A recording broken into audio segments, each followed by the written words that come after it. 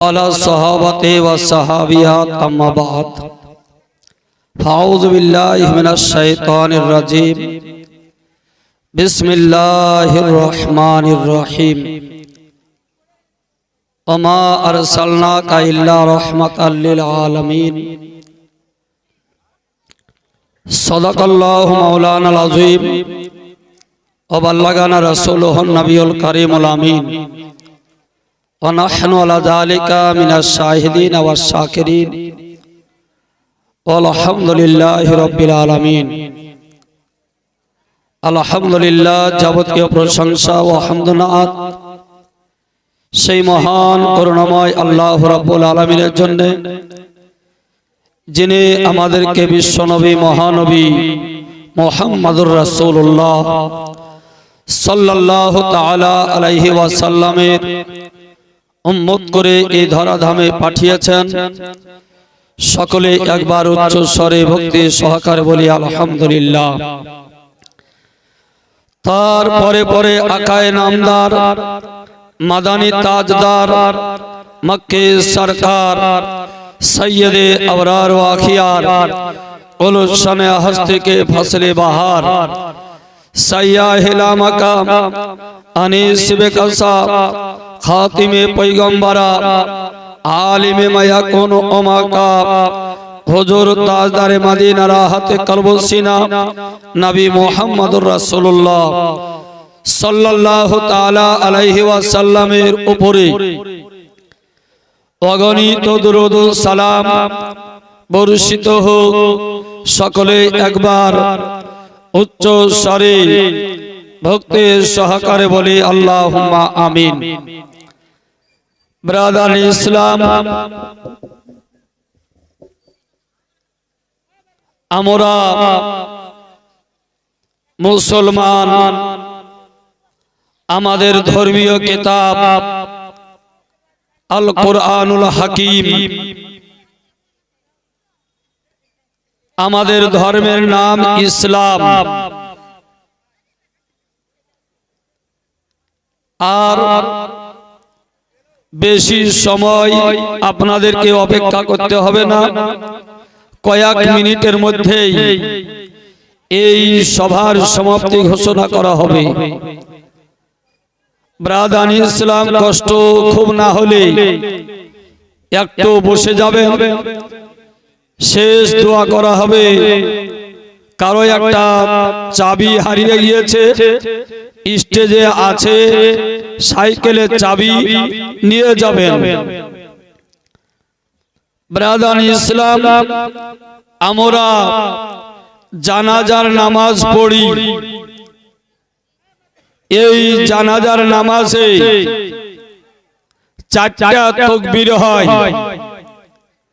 প্রথম তাকবীরের পর দুআয়ে সানা পাঠ করতে হয়। দ্বিতীয় তাকবীরের পর দুরুদে ইব্রাহিমি পাঠ করতে হয়। তৃতীয় তাকবীরের পর দুআ একটা পাঠ করতে হয়, আল্লাহুম্মা গফিরলি হাইয়ানা ওয়া মাইয়াতানা, শেষ পর্যন্ত।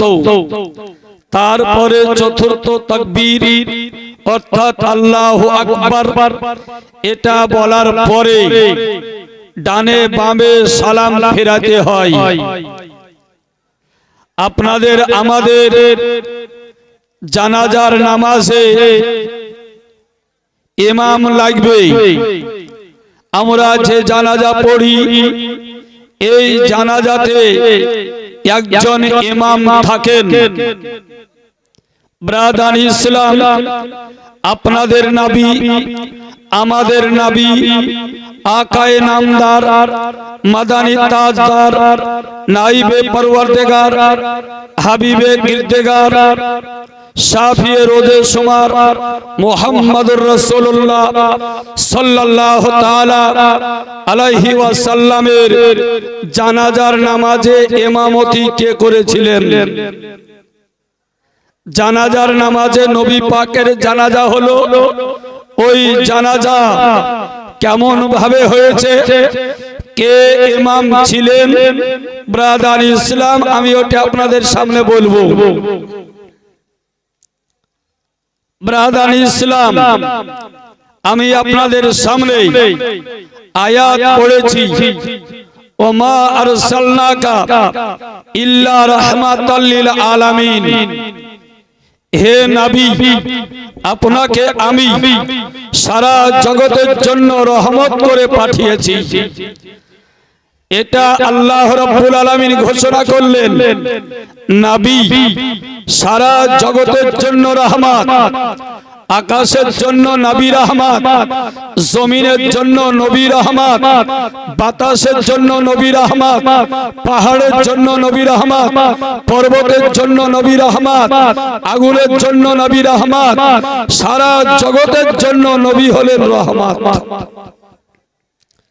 এই নবীর জন্মের আলোচনা আপনারা অনেক শুনেছেন।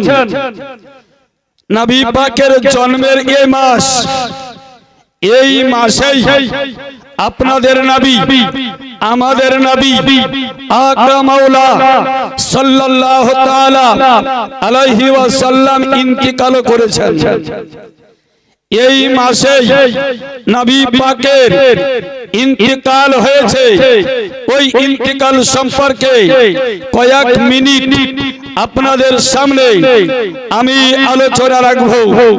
ব্রাদার ইসলাম, বিশ্ব নবী মহানবী আকরাম মাওলা সাল্লাল্লাহু তাআলা আলাইহি ওয়াসাল্লামের পূর্ণ জিন্দেগি তিন ভাগে বিভক্ত। এক জিন্দেগি হলো নবী পাকের নবুয়তের এলানের পূর্বকাল, নবুয়তের এলানের পরবর্তী যুগ হলো আবার দুই প্রকার। একটা হলো নবী মক্কি জিন্দেগি, আরেকটা হলো নবী পাকের মাদানী জিন্দেগি।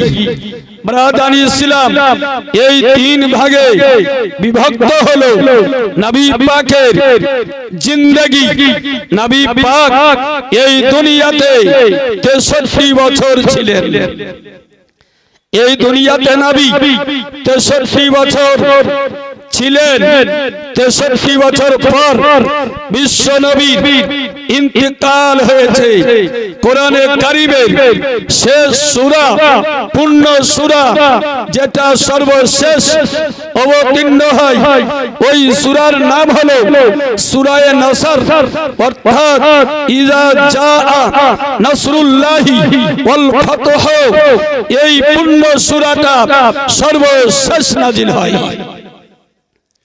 এই সূরা অবতীর্ণ হয়ে গেল ইজা জা নাসরুল্লাহি ওয়াল ফাতহ ওয়া রাআইতান নাসা ইয়াদখুলুনা ফি দীনিল্লাহি আফওয়াজা। এই সূরা যখন অবতীর্ণ হলো, বিশ্ব নবী মহানবী আকরাম মাওলা সাল্লাল্লাহু তাআলা আলাইহি ওয়াসাল্লাম তিনি এই সূরাটি পাঠ করে সাহাবীদেরকে শোনালেন। সাহাবায়ে কেরাম সবাই খুশি রয়েছেন।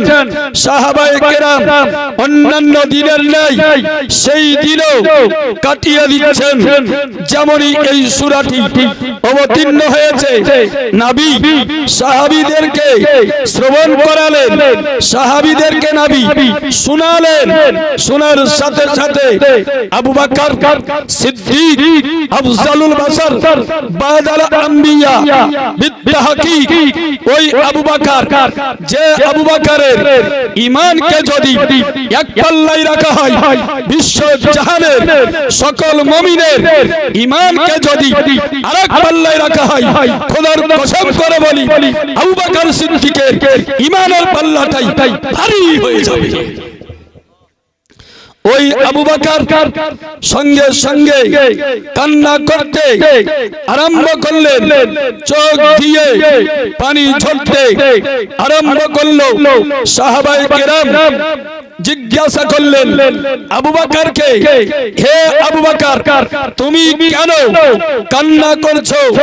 ব্রাদার ইসলাম আবু বকর সিদ্দিক তিনি বলছেন যে আমি কান্না করছি এই কারণে বিশ্ব নবীর উপরে কোরআনে কারীমের এই সূরাটি অবতীর্ণ হয়েছে। এই সূরা থেকে আমি বুঝতে পারছি নবী পাক আর দুনিয়াতে বেশি দিন আমাদের মাঝে থাকবেন না। ব্রাদার ইসলাম এই সূরা সবাই শুনেছিলেন, কিন্তু সবাই নবীর ইন্তিকালের খবর এই সূরা থেকে বের করতে পারেননি। কেবল ইঙ্গিত পেয়েছিলেন। তো কে পেলেন? তিনি হলেন আফজালুল বাশার বাদাল আম্বিয়া আবু বকর সিদ্দিক। তাহলে বুঝা গেল কোরআনে কারীম সবাই শুনছেন, সবাই এক রকম এই কোরআন বুঝতে পারে না।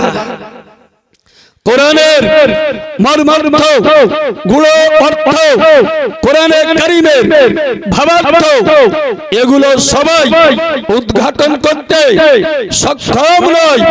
এই কোরআনে কারীম থেকে ইমামে আবু হানিফা যেটা বের করতে পারবেন, আপনি আমি ওটা কোরআন থেকে খুঁজে বের করতে সক্ষম নই। ব্রাদার ইসলাম আবু বকর কান্না করলেন।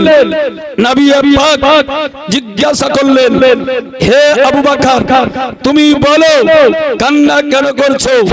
আবু বকর সিদ্দিক বললেন, হুজুর, এই সূরা থেকে আমি উপলব্ধি করেছি আপনি আর বেশি দিন আমাদের মাঝে থাকবেন না, কিছুদিনের পরেই আপনি ইন্তেকাল করবেন।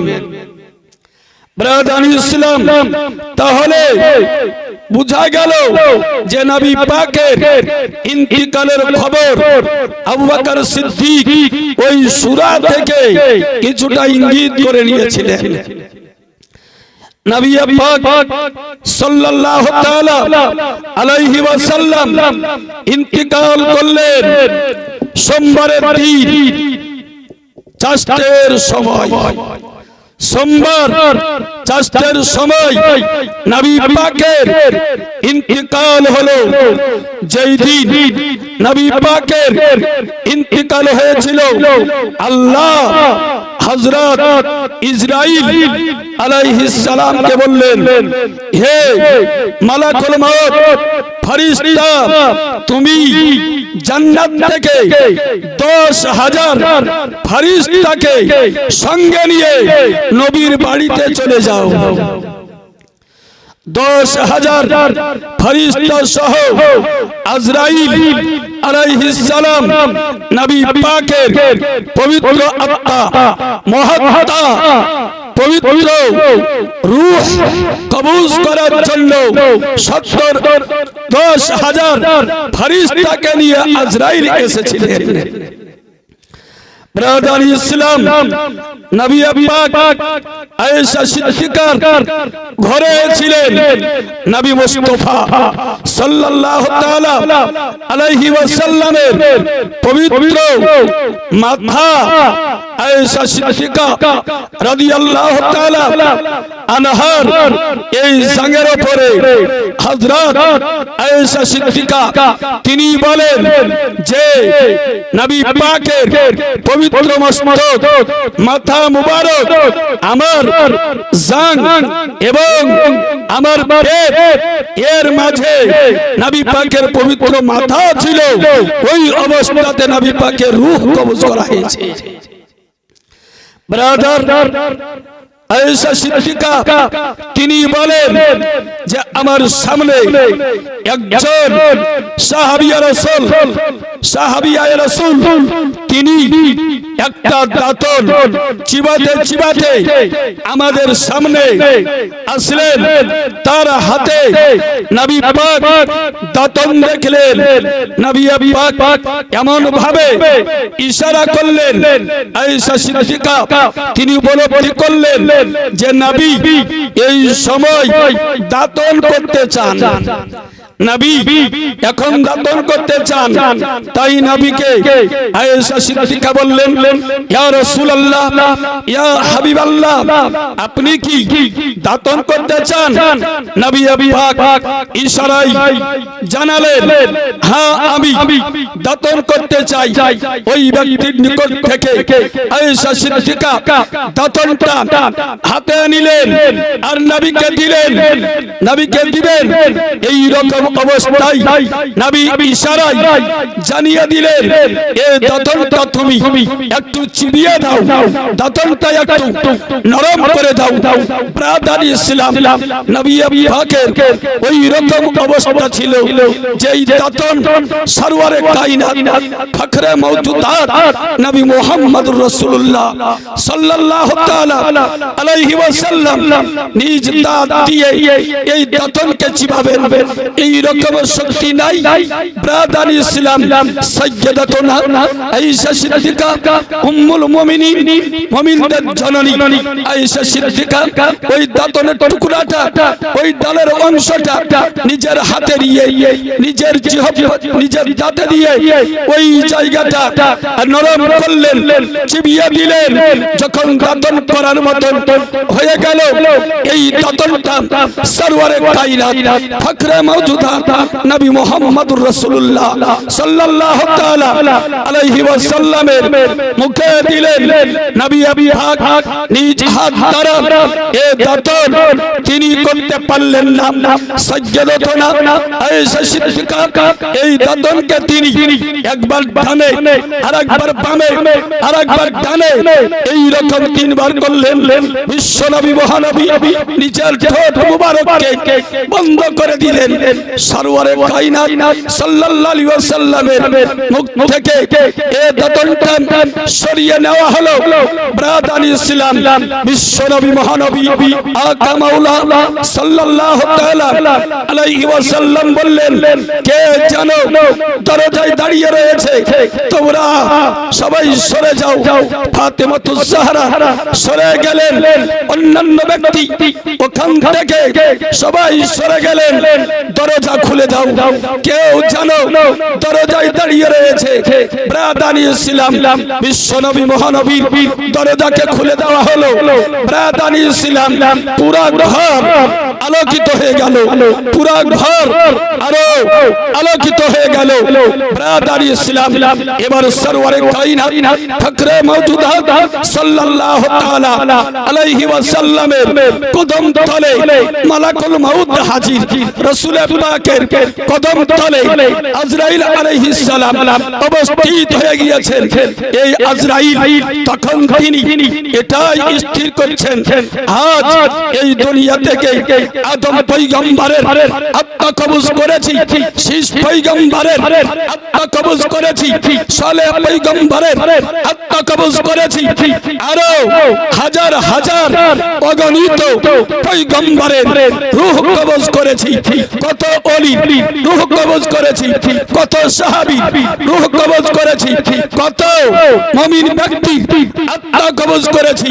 কিন্তু আজকে যার আত্মা কবজ করতে এসেছি, তার নিকটে আদম পয়গম্বর কুরবান রয়েছেন। যার আত্মা কবজ করার জন্য আজকে এসেছি, আদম থেকে নিয়ে ঈসা নবী পর্যন্ত সকল নবীদের নবী হলেন এই ব্যক্তি, যার আত্মা কবজ করার জন্য আজকে হাজির হয়েছি। অতএব খুবই আদবের সহিত, সম্মানের সহিত জান কবজ করতে হবে। ব্রাদার ইসলাম, নবী পাকের পবিত্র আত্মা তিনি কবজ করবেন। আজরাইল আলাইহিস সালাম নবীর পায়ের দিকে তিনি দাঁড়িয়ে রয়েছেন। নবীর বাড়ি কোন বাড়ি? যে বাড়িতে বিনা অনুমতিতে জিবরিল আমিন পর্যন্ত প্রবেশ করতে পারেন না, ওই বাড়ি হলো নবী মুস্তাফার বাড়ি। ব্রাদার ইসলাম, তো নবী পাকের কাছে আজরাইল আলাইহিস সালাম উপস্থিত রয়েছেন। আজরাইল নবীকে বলেন, ইয়া রাসূলুল্লাহ, ইয়া হাবিবাল্লাহ, আপনার কাছে আমরা হাজির হয়েছি। আমি হাজির হয়েছি আপনাকে নিয়ে যাওয়ার জন্য, আপনার আত্মা কবজ করার জন্য। নবী পাক সাল্লাল্লাহু তাআলা আলাইহি ওয়াসাল্লাম তিনি বললেন, যদি তুমি আমাকে নিয়ে যাওয়ার জন্য এসে থাকো তাহলে তুমি আমার পবিত্র আত্মা কবজ করে নাও।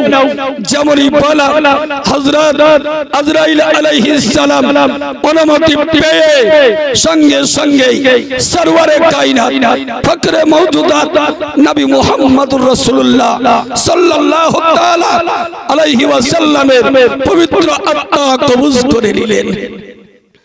ব্রাদানি ইসলাম, নবী পাক সাল্লাল্লাহু তাআলা আলাইহি ওয়াসাল্লামের আত্মা কবজ করে নেওয়া হলো। ইন্তিকালের আগে হযরত আবু বকর সিদ্দিক রাদিয়াল্লাহু তাআলা আনহুকে এক যুদ্ধের জন্য নবী প্রেরণ করেছিলেন। তিনি ওই যুদ্ধের জন্য রওনা হয়ে গিয়েছিলেন। রাস্তার মাঝে খবরটা চলে গেল যে নবী পাকের ইন্তিকাল হয়েছে। আবু বকর কিছুটা চলে গিয়েছিলেন, ওখান থেকে খবর পেয়ে নবীর বাড়িতে উপস্থিত হলেন। বাড়ি আর জাননি, নবী যে হুজরায়ে আকদাসে কাসানায়ে নবুওয়াতে আরাম করছিলেন, ইন্তিকালের পর তার পবিত্র দেহ হুজরায়ে আয়েশাতে রয়েছে। ব্রাদানি ইসলাম, আবু বকর সিদ্দিক ওই ঘরের মধ্যে প্রবেশ করলেন। আবু বকর সিদ্দিক রাদিয়াল্লাহু তাআলা আনহু নিজের কলেজের টুকরা, নিজের বিটি আয়েশা সিদ্দিকাকে বললেন, নবী পাক সাল্লাল্লাহু আলাইহি ওয়াসাল্লামের শরীরের উপর থেকে ইয়ামানি চাদরটা সরাও, তার পেশানির উপর থেকে চাদরটা সরিয়ে দাও। হযরত আয়েশা সিদ্দিকা নবীর পেশানি থেকে, কপাল থেকে ইয়ামানি চাদরকে তিনি সরিয়ে দিলেন। আর আবু বকর সিদ্দিক আর নিজেকে স্থির রাখতে পারলেন না। এতদিন যার পেছনে নামাজ পড়েছি তার ইন্তেকাল হয়ে গেল, এতদিন যার সঙ্গে উঠা বসা করেছি তার ইন্তেকাল হয়ে গেল। আর কার কাছ থেকে কোরআনে কারীমের তেলাওয়াত শুনবো, আর কার মুখ থেকে হাদিসের বচন শুনবো, কার কাছ থেকে আমাদের সমস্যার সমাধানটা নিব? ওই নবী মুস্তাফার ইন্তেকাল হয়ে গেল। ব্রাদানি ইসলাম, নিজেকে তিনি আর স্থির রাখতে পারলেন না। সঙ্গে সঙ্গে সরওয়ারে কায়নাত ফকরে মওজুদাত সাল্লাল্লাহু তাআলা আলাইহি ওয়াসাল্লামের কপাল মুবারকে আবু বকর সিদ্দিক চুমা দিয়ে দিলেন, চুমা দিয়ে দিলেন। ব্রাদানি ইসলাম, আর তিনি বললেন, নবীর ইন্তেকাল হলো, তার সাথে সাথে ওহী আসাও বন্ধ হয়ে গেল। কেননা নবীর উপরেই ওহী আসেন, নবীর ইন্তেকাল মানে ওহী শেষ। ব্রাদানি ইসলাম, নবী পাক সাল্লাল্লাহু তাআলা আলাইহি ওয়াসাল্লামের সোমবারের দিন ইন্তেকাল হলো। তার পরের দিন মঙ্গলবার দিবাগত রাত্রিতে ফজরের আগে সরওয়ারে কায়নাত সাল্লাল্লাহু তাআলা আলাইহি ওয়াসাল্লামকে রওজা শরীফে রাখা হয়েছে, দফন হয়েছে। মঙ্গলবার দিন গত যে রাত্রি অর্থাৎ বুধবারের আগের রাত্রি ফজরের আগে ওনাকে দফন করা হয়েছে। জানাজার নামাজটা কিভাবে হয়েছে? ব্রাদানি ইসলাম, নবীর জানাজা সর্বপ্রথম ফেরেশতাগণ পাঠ করেছেন, নবীর জানাজা জিনেরা পাঠ করেছেন, নবীর জানাজা আনসার পাঠ করেছেন, নবীর জানাজা মুহাজিরগণ পাঠ করেছেন, নবীর জানাজা পুরুষরা পাঠ করেছেন, নবীর জানাজা নারীরা পাঠ করেছেন। ব্রাদানি ইসলাম, এক বর্ণনা মতে নবীর জানাজার নামাজ এই রকম হয়নি। আমাদের মতো জানাজার নামাজ হয়নি কিসের জন্য? নবীর জন্য। আপনি কিভাবে ক্ষমা চাইবেন? নবীর কি গুনাহ ছিল? নবীর কোন গুনাহ নাই। অতএব নবীর জন্য ওই রকম দোয়ার প্রয়োজন নাই। তাই এই রকম জানাজা হয়নি। সাহাবায়ে কেরাম হুজরাতে ঢুকেছেন 10 জন 20 জন করে, আর জানাজার নামাজ পাঠ করেছেন, নবী পাকের উপরে দুরূদ পড়েছেন, বেরিয়ে এসেছেন। আবার একদল ঢুকলো, দুরূদ পড়লেন, বেরিয়ে চলে আসলেন। নবীর জানাজা হলো নবীর উপরে কেবল দুরূদই পড়া। এটাই হলো নবীর জানাজা। অতএব ওই নবীর সঙ্গে কারো তুলনা চলে না, নবীর সঙ্গে কারো তুলনা চলবে না। নবী পাক সাল্লাল্লাহু তাআলা আলাইহি ওয়াসাল্লামকে রওজা শরীফে রাখা হলো। কে কে রাখার জন্য নেমেছিলেন?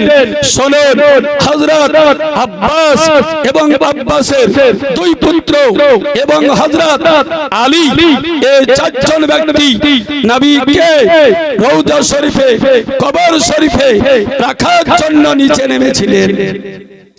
কজন নেমেছিলেন?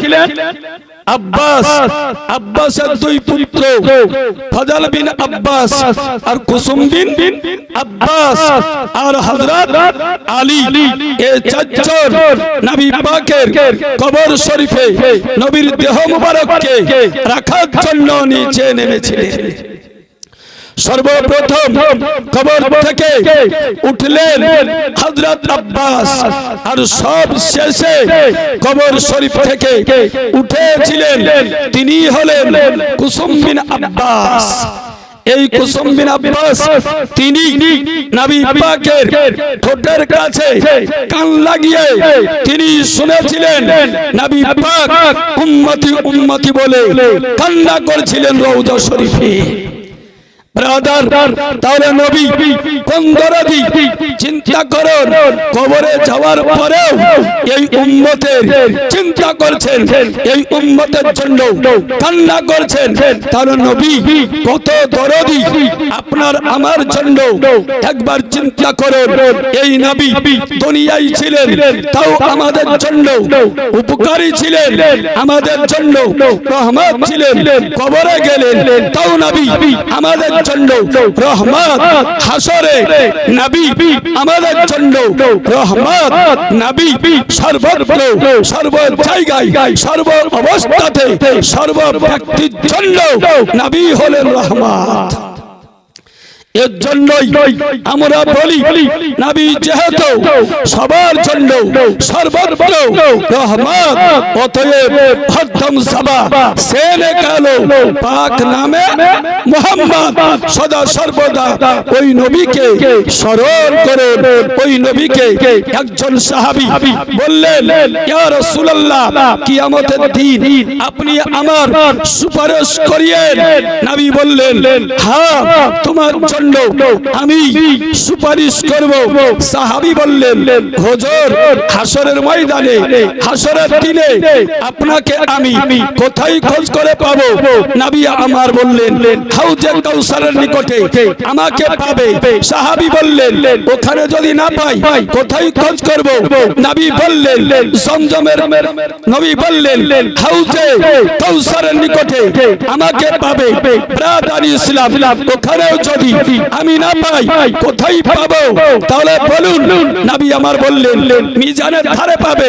সাহাবী বললেন, ওখানেও যদি আমি না পাই কোথায় পাবো? নবী আমার বললেন, পুলসিরাতের ধারে আমাকে পেয়ে যাবে।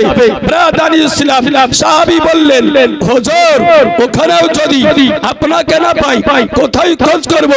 নবী আমার বলেন, হাসরের দিনে এই 3 জায়গার মধ্যে কোন একটা জায়গাতে অবশ্যই তুমি আমাকে পেয়ে যাবে। তাহলে বোঝা গেল নবী এই তিন জায়গাতে থাকবেন। কোন সময় তিনি হাউজে কাউসারের নিকটে, কোন সময় তিনি ফুলসিরাতের নিকটে, কোন সময় তিনি মিজানের ধারে।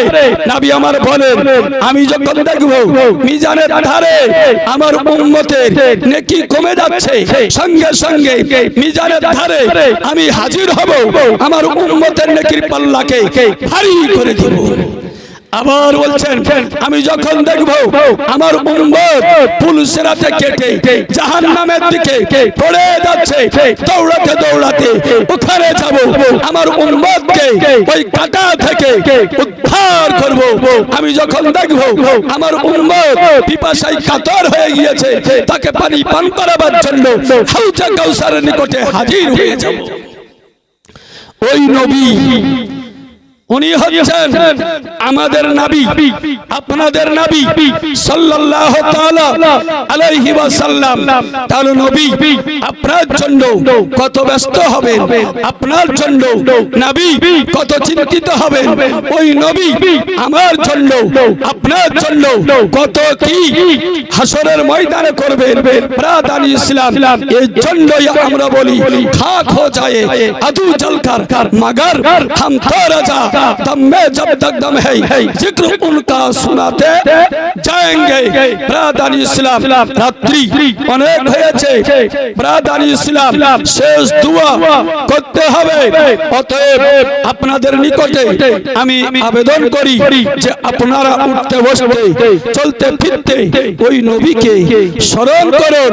কোন মুড়ল নয়, কোন মাতাব্বর নয়, কোন মৌলবি নয়, কোন হাফেজ নয়, কোন কারি নয়, ওই নবী মুস্তাফা সাল্লাল্লাহু তাআলা আলাইহি ওয়াসাল্লাম के स्मरण करो कि मोहम्मद से वफा तूने तो हम तेरे हैं, ये जहां चीज है किया लौह कलम तेरे है।